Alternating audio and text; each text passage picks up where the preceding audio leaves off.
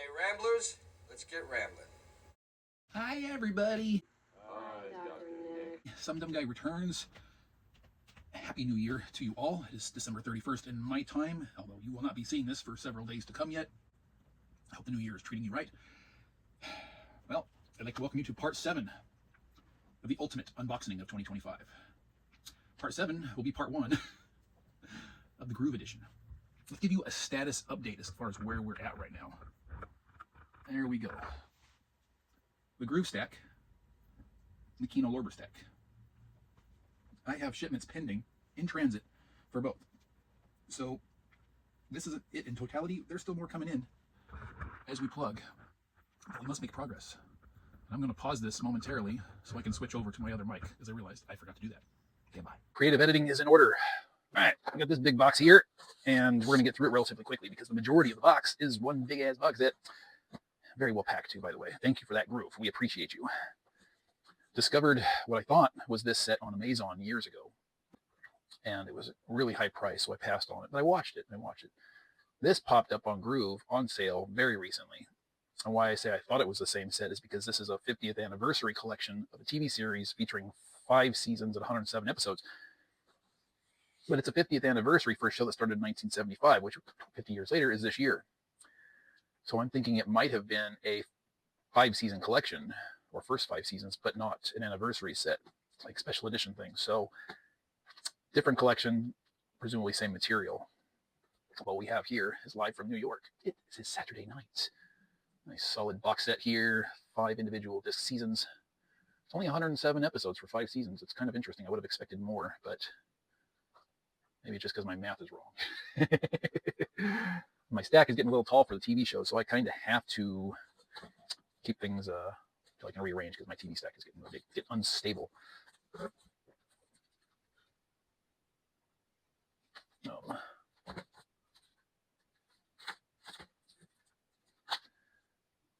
And I mentioned creative editing. It's because I didn't turn my darn mic on after I plugged in my receiver, so I think my TV or my recording went silent. I think I recorded about 15 minutes of nothing. So when I was speaking of that inauthenticity earlier, I'm just going to have to go through and revisit all this, because that was a lot. So we're going to go through the TV stuff that I have set aside here first. Partial blind buy of a 2-part or 2 separate conjoined TV miniseries unit, both starring Richard Chamberlain. Part 1 co-starring with Rachel Ward. I saw parts of this as a child, a young dumb lad. Is the Thornbirds, and then followed by Thornbirds, The Missing Years, also with Richard Chamberlain. Rachel Ward recast with some other actors I slightly recognize, but not familiar with. Not really. Kind of a shame that they did that. I thought all this would have been in one package, one case, but it's split up. That's okay. Next up, we have a new release on DVD of a classic series that most fans were disappointed didn't get a Blu-ray, which would have made more sense, especially from its age, 1952 to 1958. It's a very popular series from back in its day, so why not put it on Blu-ray instead? Give it some proper love. Starring George Reeves. This is The Adventures of Superman, the classic. And I'm pretty sure the entirety of this show has been colorized, although it didn't start out that way when it aired. That's what I recall hearing anyway. It doesn't mention anything on the back, so I'd have to do a little bit more homework to confirm that, but I think that's the case. I've got a collection of Blu-ray 2-packs that I bought during GRUVy's sale that I tried to get that Grumpy and Grumpier Old Men Blu-ray set out of that turned into a fiasco. So the ones I was able to get my hands on, first is a Clint Eastwood double feature, Kelly's Heroes and Where Eagles Dare. I don't know what they dare, just where they dare. Kelly's Heroes from 1970, starring Clint Eastwood, Telly Savalas, Don Rickles, Carol O'Connor, and Donald Sutherland, blind buy. Where Eagles Dare from 1968, starring Richard Burton, Clint Eastwood, and Mary Uri, U-R-E. That is a blind buy as well. Clint Eastwood didn't even get top billing on that one. Interesting. Next 2-pack, 50-50, one blind buy, one not.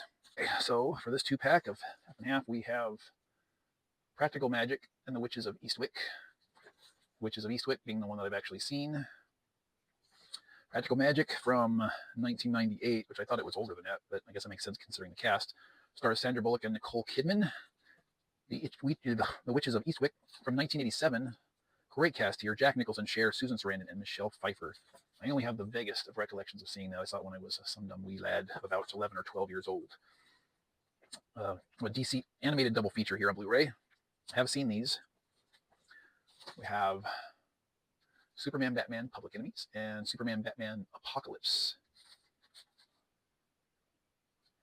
Don't have a huge recollection of these. It's kind of a mixed bag for the DC animated universe for me, depending on how much DC animated universe influence there's been on the story and artwork.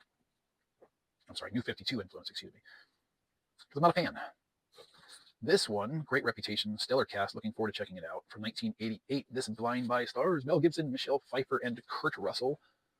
Trying to figure out what a tequila sunrise is. I'm wondering if there's a vodka sunset. I don't drink alcohol, so I don't know. What's a tequila sunrise? Need input. And speaking of Mel Gibson, co-starring Julia Roberts, I have seen this film from 1997. Video store rental for me originally. Saw it once. This is Conspiracy Theory. I think I recall a particularly unique performance from Mel Gibson in this film. Good stuff. Richard Donner directed. What else we got here? This one, interestingly enough, was recommended strongly and repeatedly by Megyn Kelly, of all people. Although ultimately I would have stumbled across and bought it myself. So I won't hold the recommendation against her if it doesn't pan out. But I would have got this because it stars Barbara Stanwyck, and I'm always in favor of watching and owning new Barbara Stanwyck films, co-starring Dennis Morgan and Sidney Greenstreet from 1945. This is Christmas in Connecticut.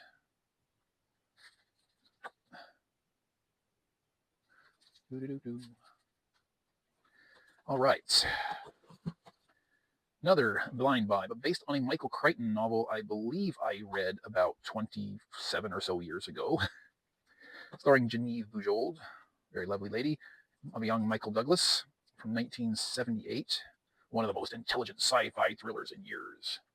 We have Coma, back when Michael Crichton was, as an author, still relying heavily on his MD training and experience and largely writing medical thrillers.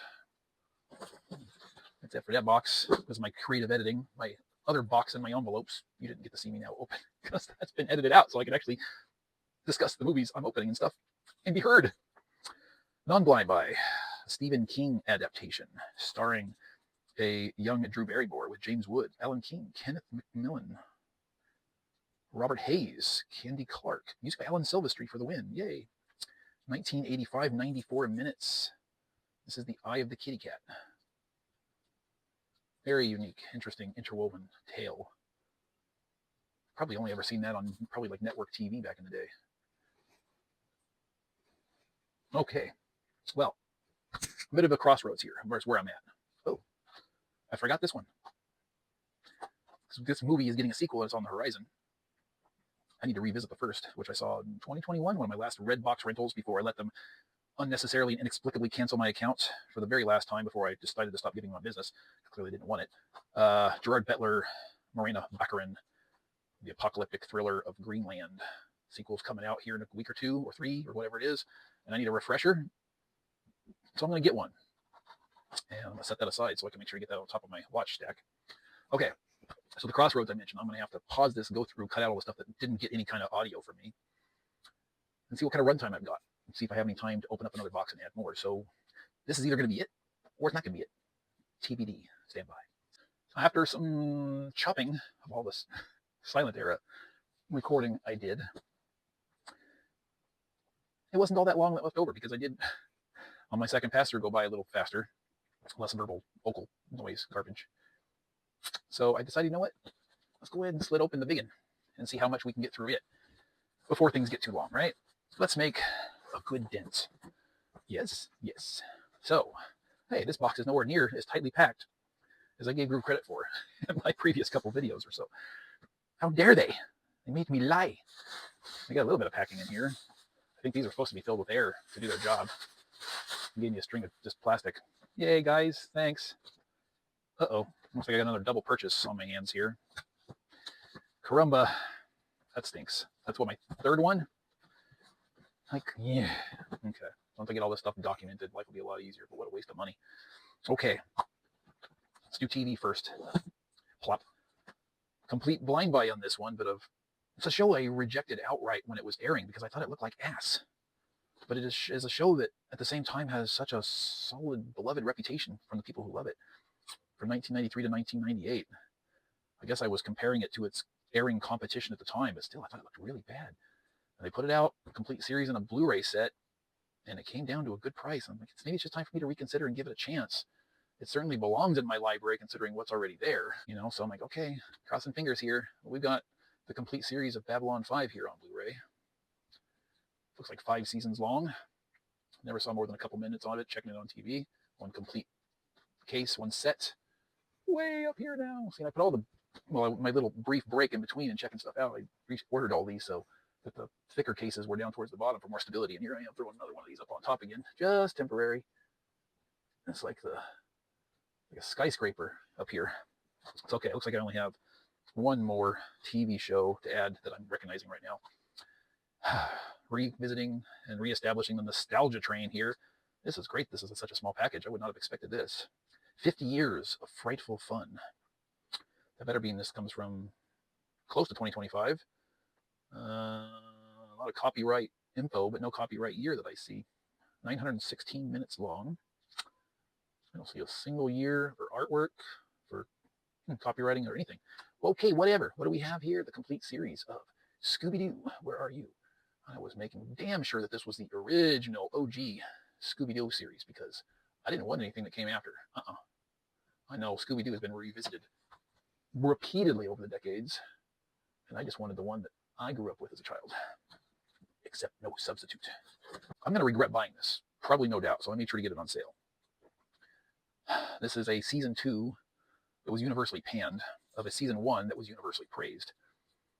I sense like a Game of Thrones season 8 scenario here, but morbid curiosity, a desire to finish, and a sense of wanting some degree of completion overrode my better judgment. Wish me luck. We'll see. What did I got here? I got Arcane season 2. Everybody I've heard talk about this that adored the first season hated this. I adored the first season. Featured it on an episode of SumDumBuys, or a couple maybe, and praised it and gave it my highest possible recommendation.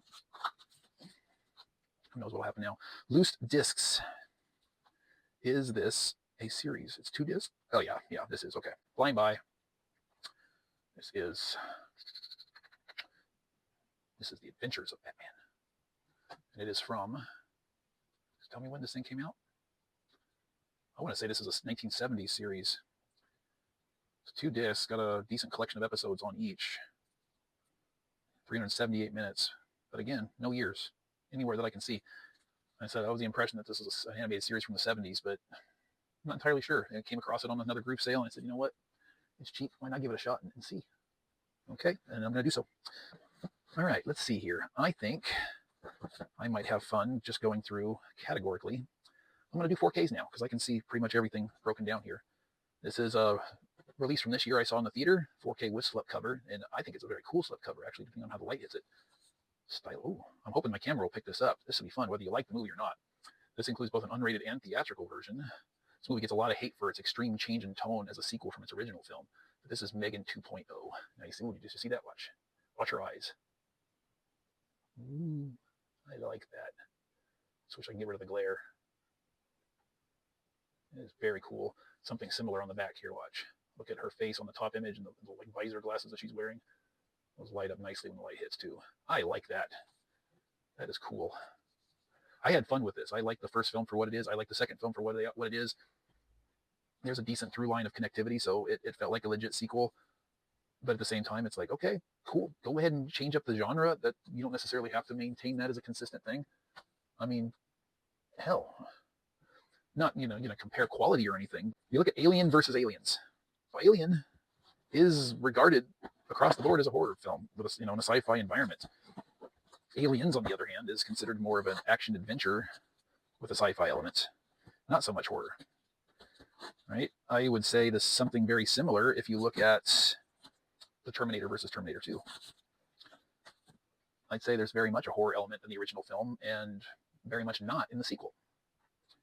Tonally, they're night and day for both those franchises. So for Megan, hey, why not? It may not be of a similar quality, but it's still there and it's still entertaining. And another DC animated film. Blind Buy 4K, 2021, 83 minutes. Oh, this is Batman, Soul of the Dragon. Makes me think it might be a Ra's al Ghul story, but I don't really know. I didn't read a synopsis. I don't usually, because such things don't typically matter to me all that much. Oh, well, we'll see. Wait. I'm wondering if Wonder Woman being on the spine here is relevant to the story, because she's not on any of the artwork in the front or back. Better not be a story about Bruce Lee, that's all I'm saying. Okay, so that's it for animation. We've got some quality stuff here. We've got some potential guilty pleasures. And we got, okay. Quality. 4K. This is a release from this year, upgrading from Blu-ray of a phenomenal film. I haven't watched it in a long time, starring James Stewart. Love this movie. Need to rewatch it. From 19... We won Best Supporting... Wait, somebody won Best Supporting Actress in 1950, so probably this came out in 1949. Not seeing a year on it again. Thank you, folks. So we'll just dive in. If you all haven't seen this, I highly recommend it. This is Harvey. It's a puka.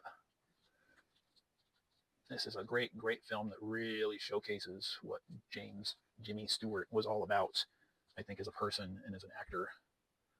Technically speaking, might be the first film of his I saw from beginning to end, because for many years, as I tried to watch It's a Wonderful Life when it would air network TV for Christmas, if I'd catch it, I'd fall asleep before it was over, because it was always on late. So I might have seen Harvey from start to finish before. This one here, I have the Blu-ray of. I got to see this in the theater about 3 years ago. It was my first time seeing it. But I have this big box set that features this in Blu-ray, and I think, you know, they're slowly catching up on 4K releases, either in box sets or individuals. Probably won't upgrade them all, but I thought this one was worthwhile. From 1935, at 115 minutes. This is Bride of Frankenstein. I have Frankenstein on 4K. The last box set that they had released, where it did, like, I think the first film of all of the Universal Monster franchises in one set. I've got the big, all-contained Blu-ray set that I bought about 4 years ago. I eventually need to get through that and start watching those, because I've seen very little out of it. Let's see here. Another film released from this year in a 4K with a slip cover. It's one of those matte ones. Brad Pitt, Damson Idris, Carrie Condon, Javier Bardem. Great film. Not a fan of the genre per se, but F1 the movie. It's from the same director of Top Gun Maverick, and many people are calling this Top Gun Maverick in Formula One racing format. Can't entirely disagree with that. And I love me some Top Gun Maverick. Long movie, this one, if I recall correctly. It's like 3 hours, 155 minutes, so not quite, but still pretty darn long and pretty darn good, all things considered. All right, I guess here we're going to guilty pleasure and potential guilty pleasure. This is a release, again, from earlier this year that had a... Was it early this year? Was it late last year? Right around Christmas, New Year's time when this came out. A lot of mixed responses on it, and I understand why. Even my own feelings on it are very mixed. There's a lot of things in here I like, there's a lot of things I don't, there's a lot of things that don't make any sense, and a lot of things that were ripped off. This is Sinners. A little closer there. Starring Michael B. Jordan, Haley Steinfeld, Delroy Lindo. Hadn't seen him in anything in years, although he's still been acting. I don't know where he's been hiding out at. Disappointed he had to show up in this in any kind of prominence, because he wasn't really as there as I'd like. But yeah, next time I watch this, I'll be turning on the subtitles, because I also had a lot of trouble understanding the dialogue in this film. Okay, this is going to be my last one, I think. I've got a collection of Blu-rays here, just a small batch, but I don't want to get too long on this. This is a blind buy that may, based on what I know of it, become a future guilty pleasure. We'll see. This came out a couple years back, maybe 3-4 years ago. 143 minutes, can't see a year here. It's a Dwayne Johnson title. This is Skyscraper. Now, mind you, a lot of these I buy, a mix of curiosity and morbid fascination, but the deciding factor is always a good sale price, because without that, I don't think it would be worthwhile as an experiment, gamble, if you will. Okay, 2 things.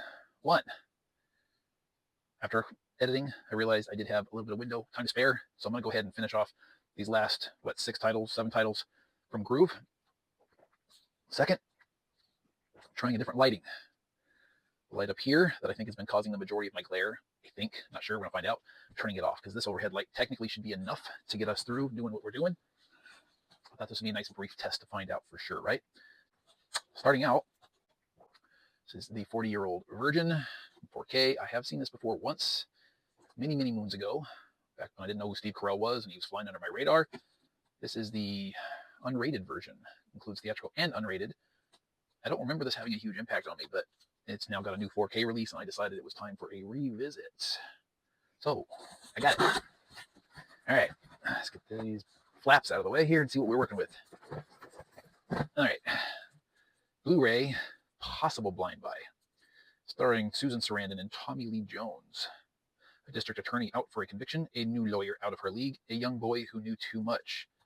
This is, of course, a John Grisham adaptation from 1994 to 121 minutes. We have The Client. So I don't know if there's a whole lot of impact, at least at this time of day, on my glare that I'm seeing a little bit. I've also got a window over there that could be part of it. His daylight, maybe at night this will work better. But part of it could also be my phone screen. So I don't know. We're going to keep playing and see if we can't improve that, because I don't like glare. You don't like glare. But I feel like I'm in a little bit more shadow, which is interesting, because I've got this light, like, I don't know. It's because it's coming down at me, not me. It comes down on this, it lights me, but it also lights the case, right? So, Blu-ray blind buy from 1965 at 103 minutes, starring Steve McQueen, Edward G. Robinson, Anne Margaret, Carl Malden, Tuesday Weld. So we've got women named Tuesday and Wednesday. He'd take on anyone at anything, anytime. This is The Cincinnati Kid. Now, I'm not 100% sure. I'd have to look this up. But I thought I'd read. It's killing me. I know I bought a movie recently that was promoted as some very popular actor's final role. I'm not sure it's this one. I'm not sure that's the right actor. Yeah. I think this was a 2022 release. It's not a blind buy. I saw this in the theater when it came out. 123 minutes. 2022, indeed. Something very disturbing and at the same time compelling about this film. Just waiting for the price to come down on it. Starring Florence Pugh, whom I got a little bit of a thing for, something about her. Harry Styles, Olivia Wilde, yeah, yum. Gemma Chan, Kiki Lane, Nick Kroll, and Chris Pine. The ending left much to be desired on this, but this is Don't Worry, Darling. I thought the ending of this could have been considerably better as far as how everything wrapped up. But yeah, see, there's the phone screen, and I think there's the window. Yeah, so I think maybe even in the daytime we could put the blinds down over here, and that might help. And then we can try turning that light back on. We'll get somewhere. We'll figure it out. Richard Attenborough, I didn't know he ever directed films, but he directed this blind buy for me from 1977. 176 minutes. Who we got here? This is a war film. Co-starring in alphabetical order: Dick Bograd, James Caan, Michael Caine, Sean Connery, Edward Fox, Elliot Gould, Gene Hackman, Anthony Hopkins, Hardy Kruger, Laurence Olivier, Ryan O'Neal, Robert Redford, Maximilian Schell, Liv Ullmann. Oh, damn. I mean, that's a cast. And we have a bridge too far. Is there a bridge too short? Has there ever been?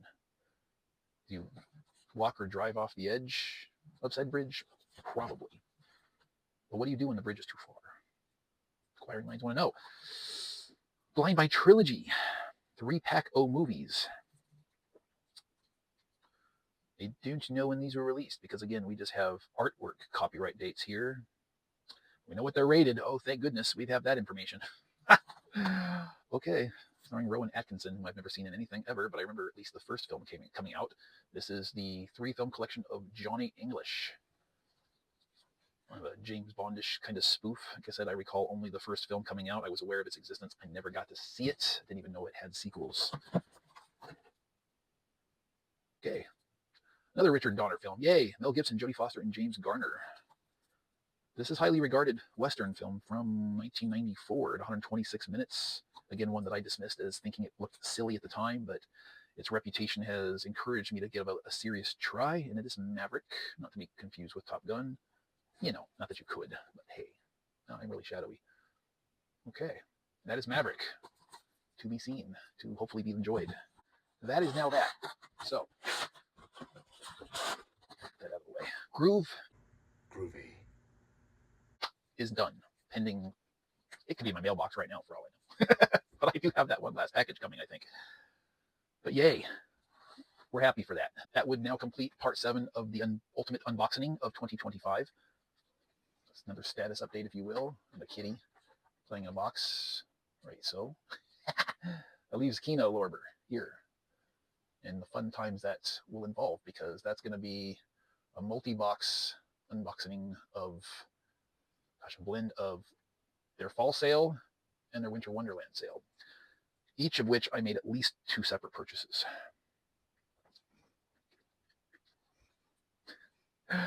As always, I thank each and every one of you for joining me here, enduring, suffering my rants and raves and meanderings. What did you think of my most recent additions to the library? What have you yourselves added to your own physical media libraries? Utilize the word box below. It is lonely. It likes words. It is a good box. It's a nice box. Pet it, pat it, type in it. I'll get the last of this, edited it in, and post it in the queue lineup for release. And then tonight, tomorrow, whatever, start recording part 8 for Kino Lorber. Until then, thank you all once again. And for now, I'm going to make like a tree and get out of here. Alan.